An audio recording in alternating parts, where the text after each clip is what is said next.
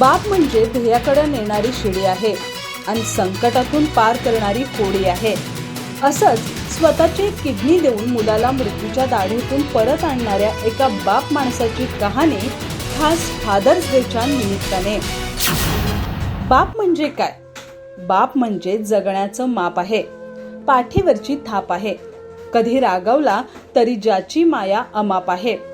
बाप म्हणजे ध्येयाकडे नेणारी शिडी आहे, संकटातून पार करणारी होडी आहे, जो कधी तिखट वागला तरीही आयुष्यभराची गोडी आहे.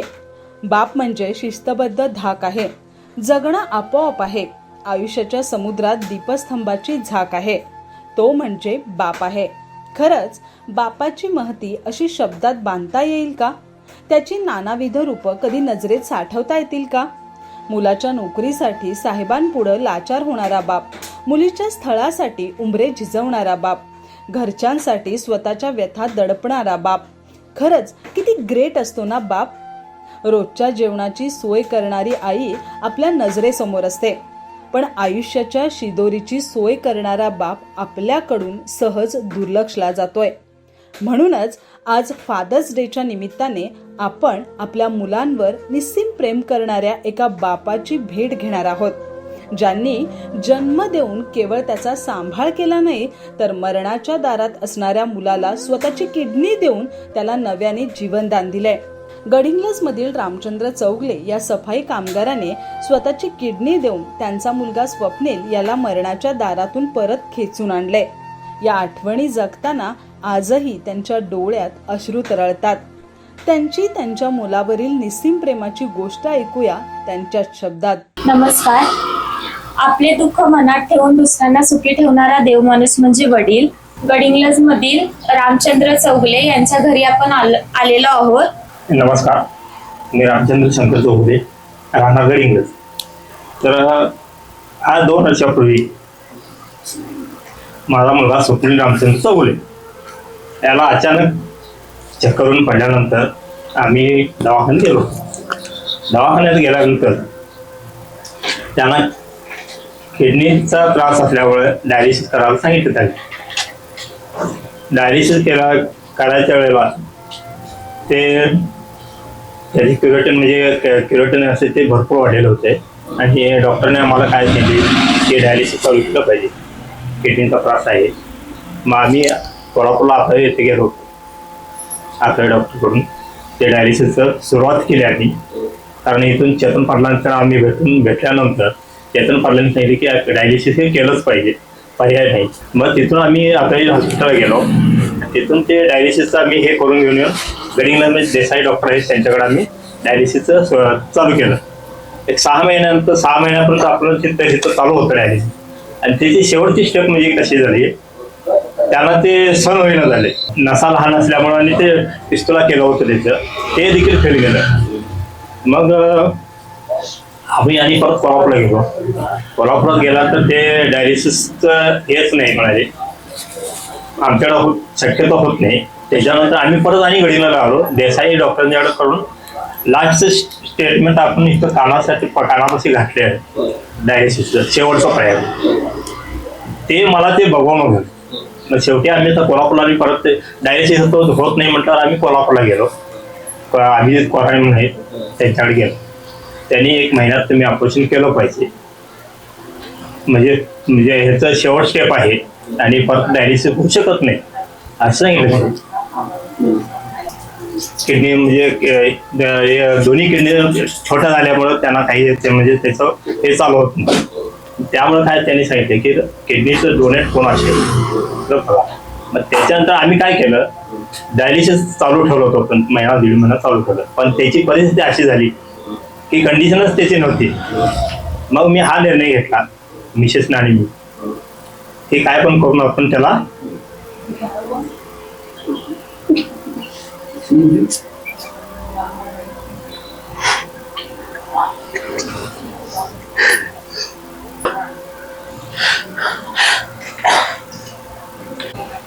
मग डॉक्टर साहेबांना मी काय सांगितलं, माझी जर किडनी बसत असेल तर मी मग डॉक्टर साहेब काय म्हणाले, 100% असे तुमच्या वडिलांची किडनी मॅच होते.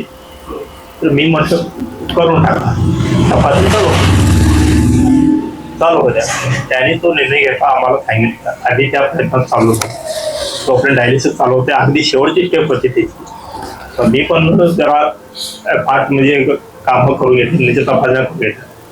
लोकांचं पण मला सहकार्य भरपूर मिळालं, शासकीय म्हणा किंवा ह्याच्यात सहकार्य भरपूर मिळालं. त्यांच्यामार्फत माझं काम लवकर झालं आणि 8 फेब्रुवारी 2023ला मागच्या दोघांचं ऑपरेशन किडनीचं झालेलं आहे. तर आतापर्यंत काही तक्रार नाही, दोघं पण व्यवस्थित आहोत. तो पण एक 6 महिने थांबला आणि 6 महिन्याचं काम चालू केलेलं आहे. फक्त काय जरा ज्यादा वजन असेल तर उचलायचं नाही, बाकी इतर कामं करू शकतो. एकीकडे पोटच्या मुलाला जगवण्याची धडपड, तर दुसरीकडे पतीच्या निस्सीम त्यागाची सुरू असलेली गडबड. आणि हे सारं जवळून पाहणाऱ्या, अनुभवणाऱ्या त्या माऊलीची व्यथा काय असेल, थोडं जाणून घेण्याचा प्रयत्न केला तर तिच्या डोळ्यातून सलग धाराच लागल्या. त्याला किडनीचा त्रास 1 वर्ष 1.5 वर्ष चालूच होता. डायलिसिस करायला सांगितलं. डायलिसिस केल्यानंतर त्याच्या नसा लहान असल्यामुळे कॅप्सूला पण तो फेल गेला. डायलिसिस त्याचं व्यवस्थित होईना. देसाई सरांनी पण पहिल्यांदा मी चेतन पाटलांच्याकडे सल्ला घेतला. डायलिसिसला तर तयारच नव्हता. ठीक आहे, केव्हाही झालं तर डायलिसिस करायलाच लागणार, अशीच वेळ आहे असं त्या सरांनी पण सल्ला दिला. तिथून आम्ही देसाई सरांच्याकडं डायलिसिससाठी हे केलं. डायलिसिस तिथं चालू होतं. तिथून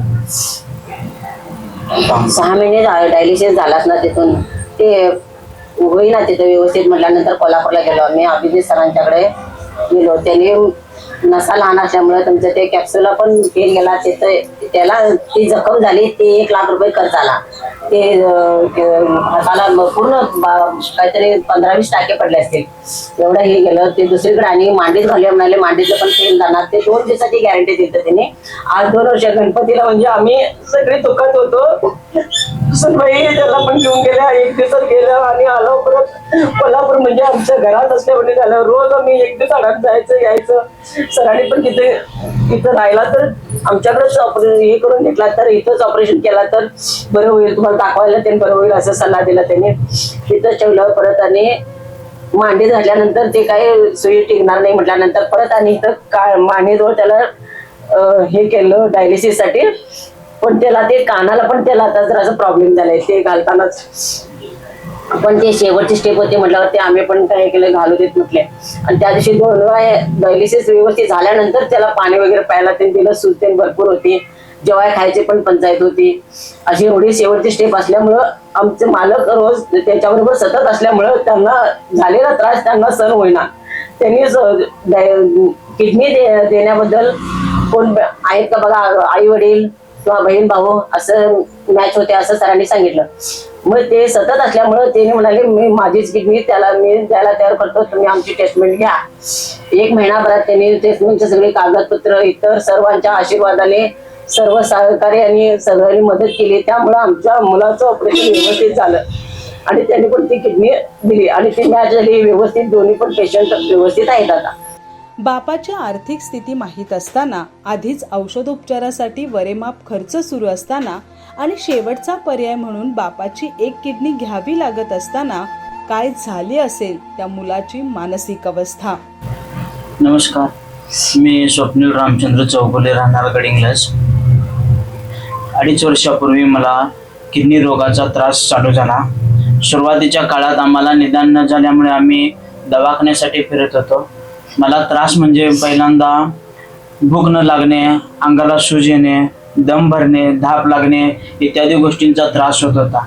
त्यामुळे मी सतत दवाखाना करत फिरत होतो. एके ठिकाणी गेल्यानंतर मला समजलं किडन्या काम करायचं कमी केले तुमचे, त्यामुळे तुम्हाला किडनीचा त्रास चालू झाला आहे असं समजलं. त्यानंतरनं किडनीसाठी आम्ही त्या रोगावरती काय उपचार मिळतो काय हे बघण्यासाठी आम्ही इकडं तिकडं पुणे, मुंबई, अहमदनगर, बेळगाव सर्व ठिकाणी फिरून आलो. पण त्या रोगावरती मला काय औषध मिळालं नाही. त्यावेळी मला सर्वांनी डायलिसिसचा सल्ला दिला होता, पण मी डायलिसिस करण्यास तयार नव्हतो. सगळीकडे दवाखाने फिरून आल्यानंतर आम्हाला समजलं की डायलिसिस किंवा किडनी ट्रान्सप्लांट शिवाय आपल्याला पर्याय नाही. देसाई हॉस्पिटलमध्ये महात्मा फुले योजनेतून डायलिसिस फ्रीमध्ये चालू झालं. सुरुवातीच्या काळात आठवड्यातून 3 वेळा मला डायलिसिस देण्यात येत होतं. तब्येत जास्त डाऊन व्हायला लागल्यानंतर मला पुढच्या उपचारासाठी कोल्हापूरला जाण्याचा सल्ला दिला. कोल्हापूरमध्ये sunrise hospital Abhijit Korane doctor यांच्याकडे आम्ही ट्रीटमेंट चालू केली. आठवड्यातून 3 दिवस आम्ही कोल्हापूर अपडाऊन करून तिथे ट्रीटमेंट चालू केली आणि डायलिसिस सुद्धा तिथं चालू केलं. सरकारी योजनेतून मिळणारा पुरवठा आम्हाला डायलिसिसचं प्रमाण जास्त असल्यामुळे त्यांचा पुरवठा कमी झाला. त्यामुळे आम्ही नंतर शेवटच्या काळामध्ये आम्ही रोखीनं सर्व हे केलं. या सर्व काळामध्ये याच्यात 1 वर्ष लोटलेलं, पैसा तरी सगळं संपलेला. इकडून तिकडून मदत करून सर्व मित्र लोकांनी, मित्र परिवार, पाहुणे मंडळींनी इकडे तिकडे हातभार लावून आम्ही डायलिसिस पर्यंत पोहोचलो. तिथून नंतर आम्हाला त्या डॉक्टरांनी किडनी ट्रान्सप्लांटचा सल्ला दिला आणि मला होतेला त्रास बघून वडिलांनी किडनी देण्याचा निर्णय घेतला. कारण मला त्रास व्हायचा म्हणजे सर्वच लोकांच्या शिरा डायलिसिससाठी जी सुई लावणार असते, माझ्या जन्मजात शिरा लहान असल्यामुळं डायलिसिसला सुई लावण्यासाठी प्रॉब्लेम येत होता. त्यावेळी मला 3 ऑपरेशन माझे फेल गेले. 3 ऑपरेशन फेल गेल्यानंतर डायलिसिस बंद झाल्यानंतर जवळजवळ 1 महिनाभर मला डायलिसिसच नव्हतं. शेवटच्या टप्प्यात असल्यावर सारखं असलं आहे म्हणून सांगितलेलं. त्यानंतर आम्ही आशाच सोडलेली, पण वडिलांनी निर्णय घेतला किडनी देण्याचा आणि आम्ही मग तिथनं प्रोसेस चालू केली. आणि सुदैवानं किडनीचं ट्रीटमेंट जे चालू होती ते चालू केल्यानंतर किडनीचे टेस्ट करण्यात आल्या. सांगलीला जाऊन तिथून टेस्ट करून आल्यानंतर किडनी मॅच होते म्हणून सांगितले ते. मग 8 फेब्रुवारी 2023 तारीख आम्हाला ऑपरेशनची देण्यात आली. त्यासाठी सर्व गडिंग्लजमधले मित्रपरिवार आणि आमचा पप्पा भडगाव ग्रामपंचायतीला तिथे घंटागाडीवरती कर्मचारी आहेत तिथल्या ग्रामस्थानी ग्रामपंचायतीनं हाडलगेमधील नेसरी हाडलगेमधील माझा मित्र परिवार सगळ्यांनी मदत केली भरपूर.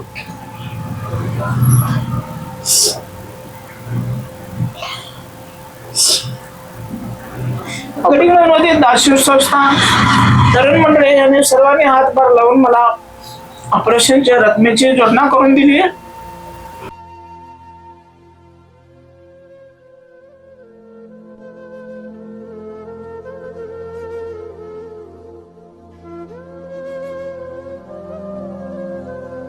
मात्र आता दोघेही पुन्हा नियतीच्या छाताडावर पाय रोवून घट्ट उभे आहेत.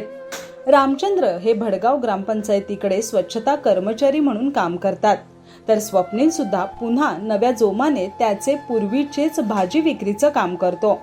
त्या दोघांच्या उत्तम आरोग्यासाठी माऊली देवाचा धावा करतेय. एकमेकांना सोबत करत एक कुटुंब जगाच्या कोलाहलापासून दूर त्यांची दुःख बाजूला सारत आनंदाने जगण्याचा प्रयत्न करतेय. शेवटी नियतीचा खेळ कुणालाच कळलेला नसतो. कुणापुढेही कधीही कोणताही प्रसंग उभा राहतो. अशा वेळी गरज असते ती एकमेकांना सावरणाऱ्या घट्ट नात्यांची. या पार्श्वभूमीवर स्वतःची एक किडनी देऊन मुलाला मृत्यूच्या दाढेतून परत आणणाऱ्या या बाप माणसाला आज फादर्स डेच्या निमित्ताने आर न्यूज परिवाराकडून मानाचा मुजरा.